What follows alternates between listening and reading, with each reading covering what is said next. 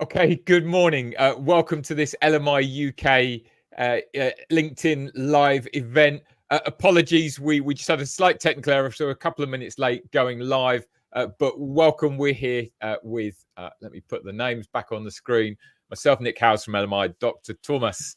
So, Toomas, introduce yourself. Tell us a bit of your story, how you got to be here and involved with LMI from a leadership development and coaching point of view.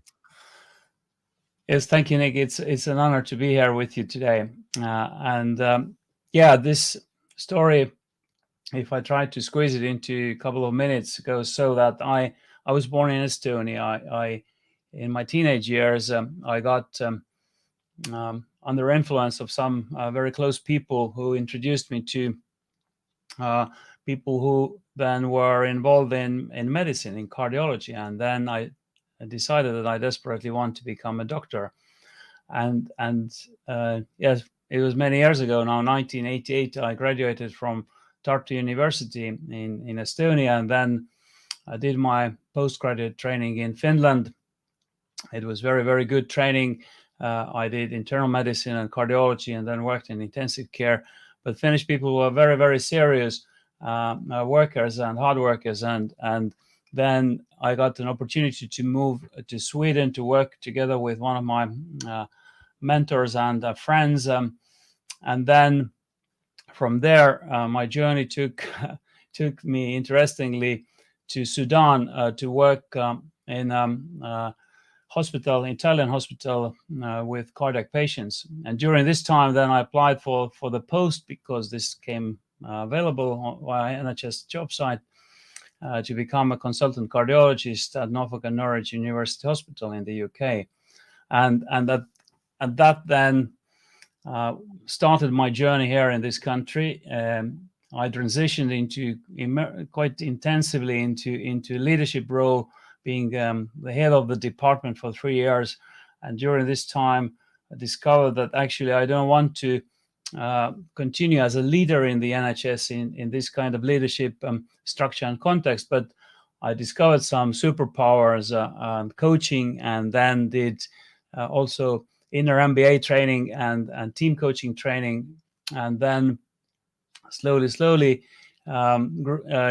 grew to the point where I realized that actually this is something I really burn for and want to do more, and at the same time, as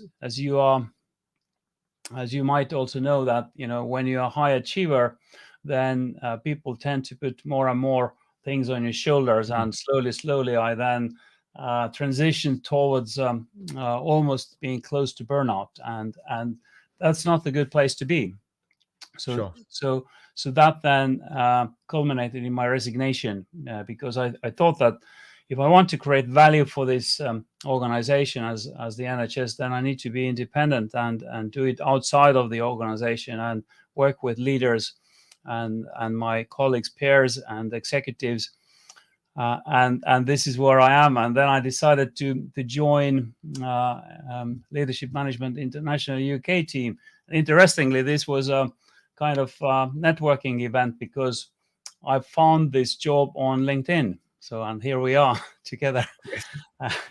And then that led to taking efficient personal productivity course also, and some other activities. So this is where I am at the moment, and I'm a kind of a product of stress and overwhelm, and this is very close to me, this topic, because I have always been a person who has tried to be a little bit contrarian, to take a critical view on things. So this is my story in essence, very short. And yes, moved around lots of different places, a load of different experiences, and certainly from the conversations we've had over the last few months, so much depth and richness and thought about organizations, about individuals, about leadership, about how you tackle some of those really difficult situations that people face, particularly when thrust into leadership roles that require so much of them. So can you tell us a little bit about how you've ended up where you are in terms of what you're involved with now, why you feel that leadership development coaching is such an important part of helping those that were in your situation. Now, previously you've described yourself as your best target customer in terms of where you were with the pressures that you were facing. You see, leadership is one of those most complex things on this planet, and there is no recipe for leadership. But I believe strongly that it's all about building connections and communication and contacts and relationships. Basically, it's a skill how to manage relationships, and I also have some skills which I've developed recently, like emotional intelligence assessments, and then this together with structured thinking and skills which we need to actually build connections with people.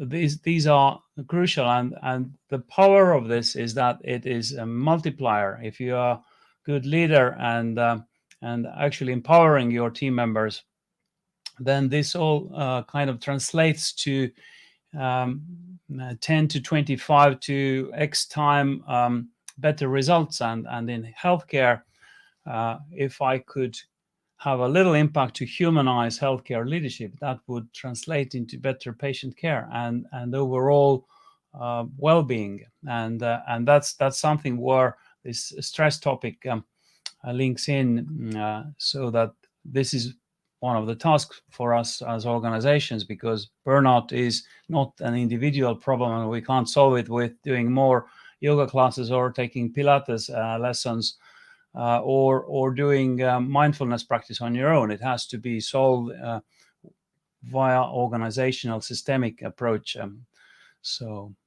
Yeah, and I think it's just a comment on that. I really like that. It's often focused on the individual, and of course, there are some things that individuals need to do when they're facing those sort of situations. But this recognition that it's systemic, we're often products of the environment, the culture, the organizational situation we find ourselves in.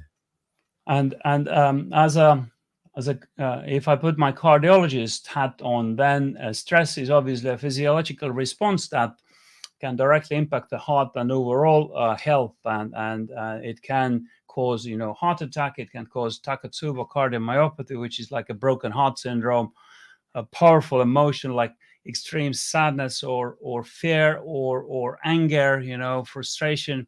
It can cause then full range from heart through, let's say, diabetes, insulin resistance, everything related to stress hormones, up to mental health problems and chronic problems, which basically knock off people from their journey. And there are so many elements. We could talk about this the whole day, but basically, I think it's important to recognize the main symptoms. And often people, if you develop your self-awareness, which I think is the power skill of this century, then you might be able to just start to read your body and mind them more in detail. And often people think that their mind and body are separate. They do different things, but actually it's all together like an orchestra, and all the instruments, violins and cellos and so on, they must be in tune. And if it is out of tune, then something happens. And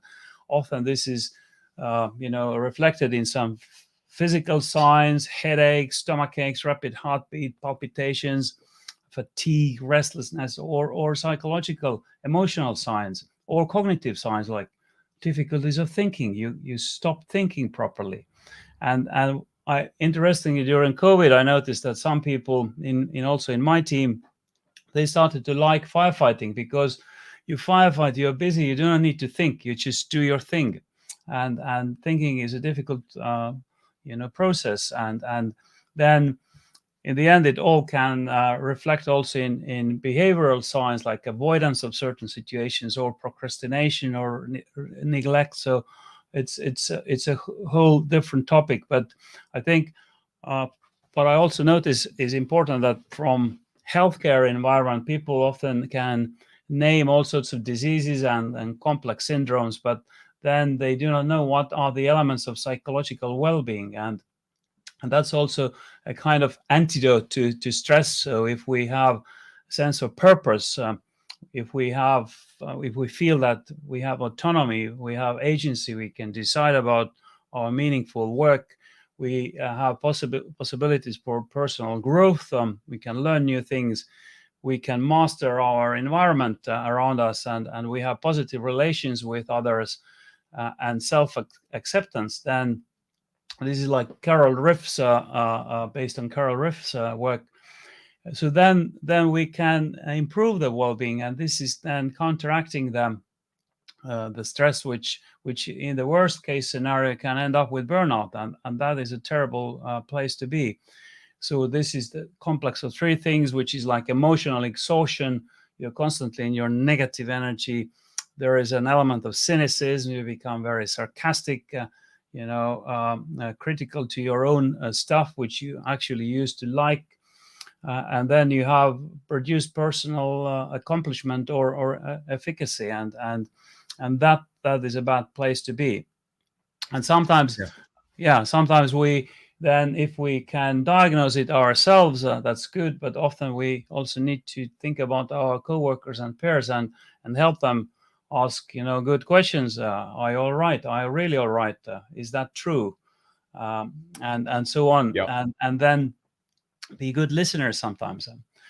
And my kind of simple advice for someone who is anxious or stressed is that there are three things you can do. You can find someone who is a good listener, not coming to jump in to solve your problems, but just you can offload, get it off your shoulders.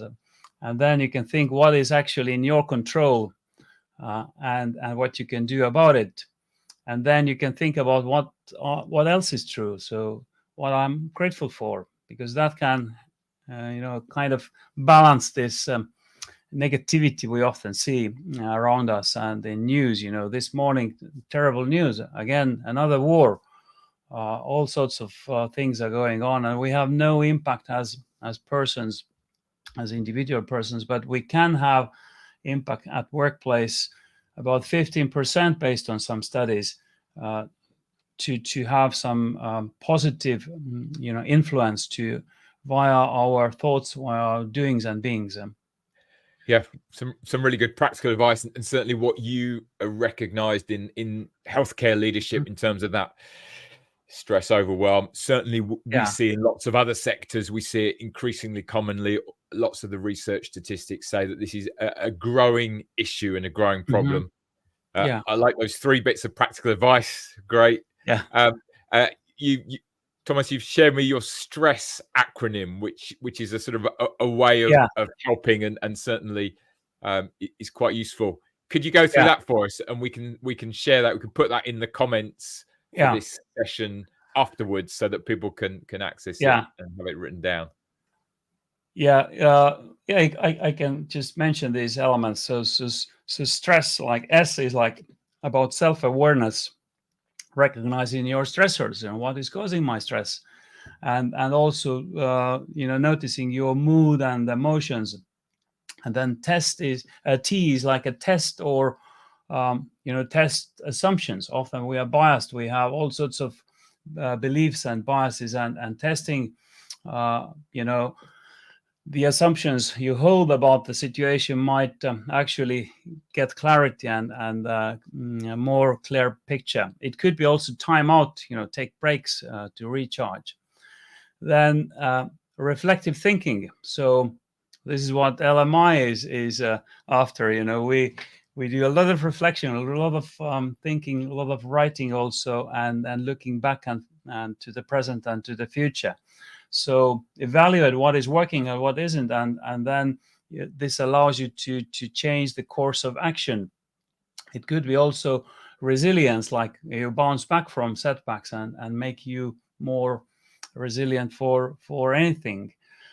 E could be empathy or emotional intelligence. It's really, really important that how emotions have impact on ourselves and others, and noticing this. And I believe strongly that, in generally success in your life is perhaps 5% dependent on your credentials and perhaps 15% on your actual skills, but the rest is all about relationships. And this is all about how you come across. This is all about emotional intelligence. And that's why this is so important and crucial. If you are like an a-hole, then, sorry to use this term, then you stay there because no one wants to talk to you. You can be a professor and walk around with whole encyclopedia in your head, but you can't share it because you have no listeners. So then S is strategic questioning. This is from my red team thinking, I think. So ask the right questions and get closer to the layer underneath. That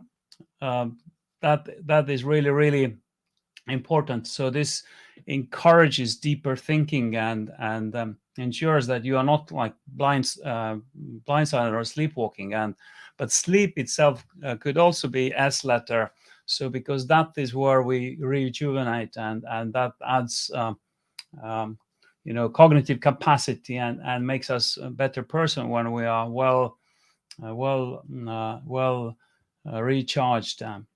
And then the last S letter could be either schedule and prioritize, like from LMI practices. And so you plan your tasks ahead, you get clarity in what is important, where is your deadline, and then that sets you up for success. But it could be also support. So seek help when needed.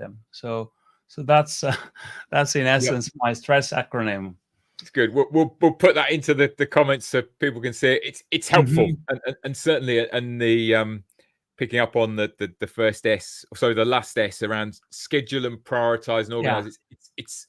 It seems so incongruous when you're talking about all of those physical, emotional challenges about systemic overwhelm, pressure. Actually, say getting yourself organized, getting things under control. Being clear on your priorities, and we see that time and time again. It makes such a big difference because suddenly people can get their head above water a little bit. And so, whilst accessing all the other support that's available, that is so important. Toomas, we've had a question in the comments from Ilona, who says, "What are the key things important for healthcare leadership in the UK in the next 10 years?" Would you like to have a comment on that? That's how to become more, coach style, asking questions, empowering people, not stopping micromanaging.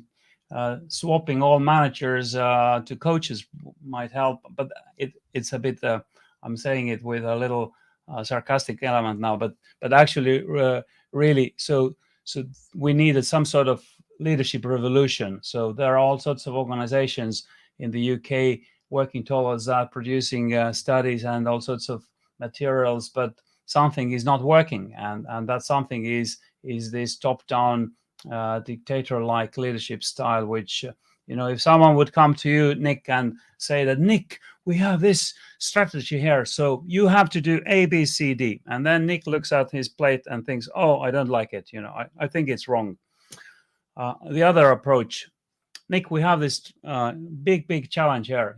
If you would be the most resourceful person, and you are this person, so how would you solve that?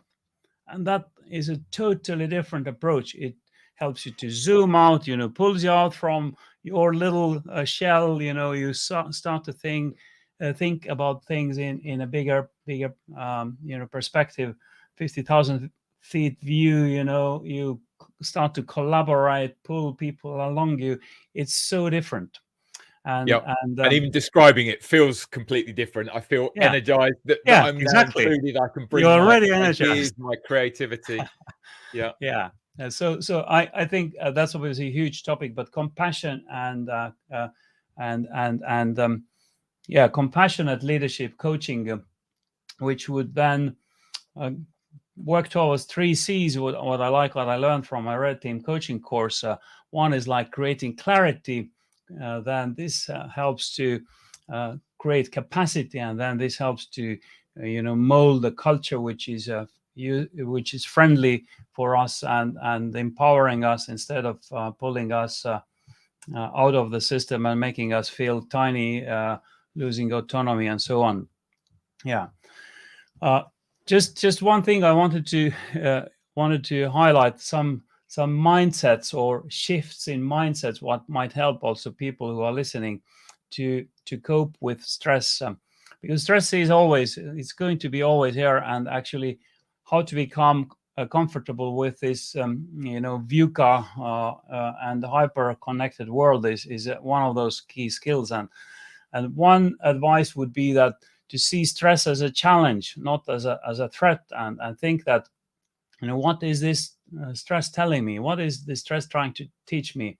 And this mindset can shift your body stress response also, and actually becoming more productive and boosting focus and resilience. Then there is also this element of growth. Stress is a growth catalyst that, if you are sitting in your comfort zone, probably not much will happen.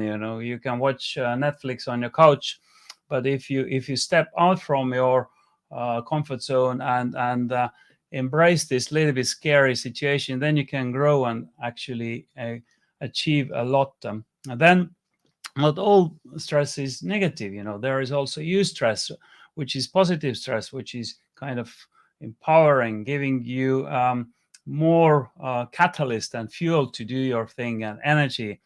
And often, there is one thing I also would like to mention, is that this gap and gain thinking. So if you think about I have this goal on the horizon, I want to become a whoever, executive leader, good doctor, good husband, whatever might it be, and it feels like it's so far away, then you become kind of frustrated about that. But if you look, where are you coming from, often that is much more kind of empowering, that you actually have done a lot of changes already in your life, and you are where you are.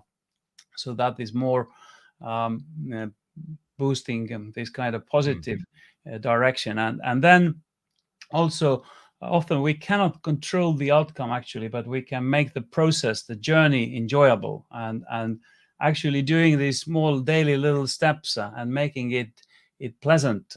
And because outcome can be uncontrollable, it can be dependent on so many different things, but if you do your thing, do your best, then that can help. Sometimes then there is something I would call the power of yet. So because we have often very high expectations on ourselves, and then you might think that, I can't do this, I don't have these skills yet. But you can say, I can't do this yet, but I'm working toward it. I'm a work in progress. In any interaction, you enter interaction with someone, you think that, okay, I'm a work in progress. It's not your fault. It's not my fault. So you're right, I'm right, because we often see things from different angle. From one angle, this is like a rectangle, but then if you turn it around, it is like a circle. So both are true, and therefore this kind of seeking perspective and perspective of others, asking others, do I have blind spots here? What do you think? Very Being much so. humble. Yeah, Emotional that helps. intelligence skills, relationships, social skills. Again, this is why that Yeah. style of leadership is so important. A couple of comments just to refer back to Ilona's follow-up to the statement. Servant leadership ? And I think what you've been describing is very much that empowering, coaching, servant leadership style, Exactly. which is great. Leader And is not a title. Leader is the one who helps others to become better, and asking a lot of good questions. Sometimes the best leadership is to be silent.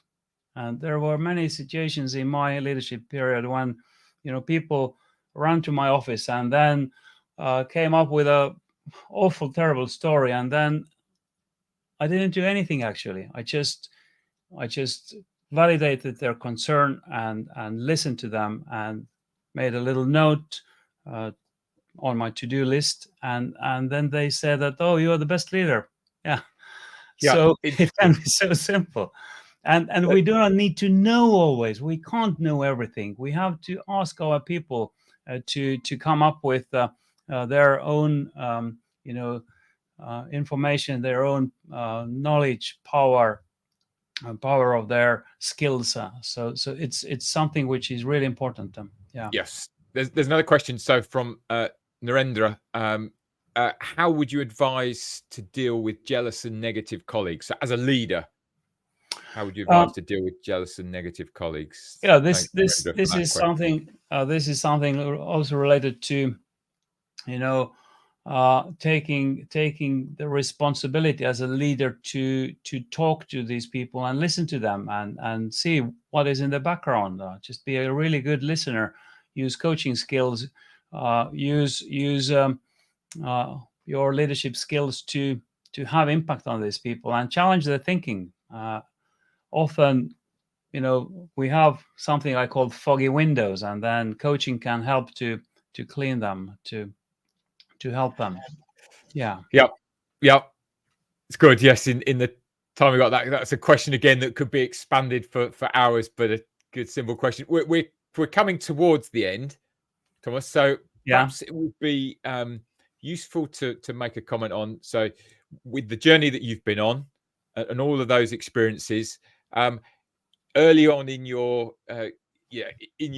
career with LMI these days, how have what you've come across and what we offer and what you now can offer to people, what is it that's particularly connected for you that you think can be helpful to others, and then how can people get in touch? And we perhaps there's another question in the chat which we'll come to. Yeah, I believe that I was a time optimist, and I'm still quite often, but I'm getting slightly more time realist now. What is time?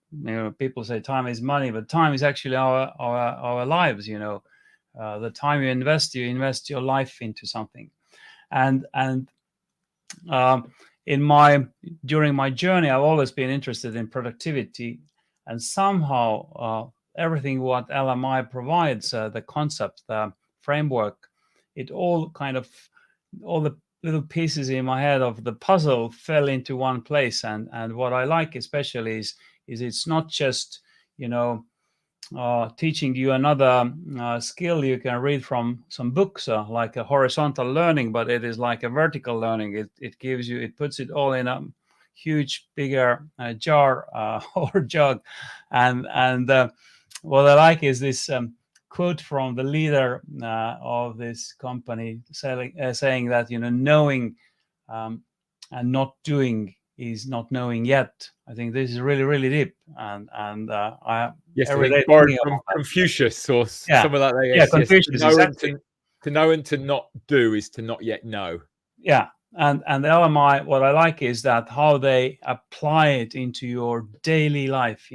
All these creating little habits, little routines, and habits become routines become rituals, because you put your emotions on top of that, and that is all super powerful. So, and I have turned into a better person during this summer because I did this efficient personal productivity course to get access to the teaching programs and to be one of the trainers in this company, and I like it. I embody it. It's like part of me now. So yeah, excellent. Yes, I hope I answered the question. Yes, should we address last two comments in so from Ashwak? Do you agree with me? Some leaders view leadership as a superhero mask that they can wear at any time without preparation. And perhaps combined together, just again very briefly from Mazen, how can we overcome negative attitude? So that sort of leadership as a mask, and being, there's definitely that thing, isn't there, around leaders? Leadership is your identity. I am the heroic leader, the opposite of being silent and letting people discover their own solutions. In a way, we are all kind of heroes on a mission, but if we put this into leadership perspective, then we really become leaders to help others, to support others, and not, it's not a title on the door, but it's a tool to make other people's lives better. And leaders task is to create vision, big picture, and then unleash people to get closer to that and support them. And these leaders who think that they are heroes alone, then they will be alone at some point, because people do not want to follow them. And the other question was about negativity. Yes. Yeah, overcoming negative attitude. Yeah, there is always some reason behind that, and there are always naysayers, and sometimes it's impossible to get to the complete understanding. It might be something difficult and cultural, but it might be also something which is related to actually unclarity or insecurity or fear, or it could be a kind of shield that yes, everything is bad. It could be also drama triangle, victim's mindset. It could be a lot of things, but I think the first step to come closer to negativity and the reasons behind that is to listen and to talk to this person, and again ask questions and see where does that come from. So yeah, communication, relationships, trust. So often negativity is also related to lack of trust. So that if trust is broken, it's a hard work to bring it back. Yeah, and some of the daily habits, the changes that people can make, and that the LMI resources help people to make can really change over time. And it's if that's been a habit of conditioning for a long period of time, it takes time to change. I think that's one of the things we recognize is you don't change everything by next Tuesday. It's gradual, whether it's for us, whether it's an organizational culture, etc. Toomas, been fantastic speaking with you. Really, genuinely, really enjoyed it, and I know from the comments it's been really helpful. How can people get in touch with you? What's if you want to continue the conversation, find out a bit more? I'm on LinkedIn. At the moment, I signed out myself from Instagram and Twitter. I have the accounts, but I'm not using it because it's just pulling away my attention totally to wrong direction. But I am on LinkedIn, so please direct message me. We can have a chat how to solve certain challenges, or even coach you or help you to support you. Yep. And I've just put along the bottom here the offer that we have as an organization for our Foundations of Success. So FOS is Foundations of Success workshop. It's a 2-hour introduction to a lot of the concepts that Toomas is talking about. And the first 2 places for any organization in the UK are complimentary. So you can find out details there. And to connect it through to Toomas, use the promo code CardioStar, KARDIOSTAR. Is that correct? Yes, that's correct. Brilliant. Let's end there. Or just end some closing comments. Just thank you comments. So thank you all. Thank you for participating. Anybody watching it on replay, I hope you've enjoyed that. We've certainly enjoyed this conversation, and we'll do another one of these very soon. And certainly connect and follow Toomas if you'd like to hear more of his wisdom. Yes, fantastic. Just all the things you've done that brought together the places around the world that you've worked, the experience that you've had, makes listening to you very, very valuable indeed. Thank you. Thank you, and I'm humbled because of that. It's a privilege to be part of this, and thank you so much for listening. Thank you for using your valuable time, 30 minutes of your life, being here with us. Great. Thank you all. Bye-bye. Thank you. Bye.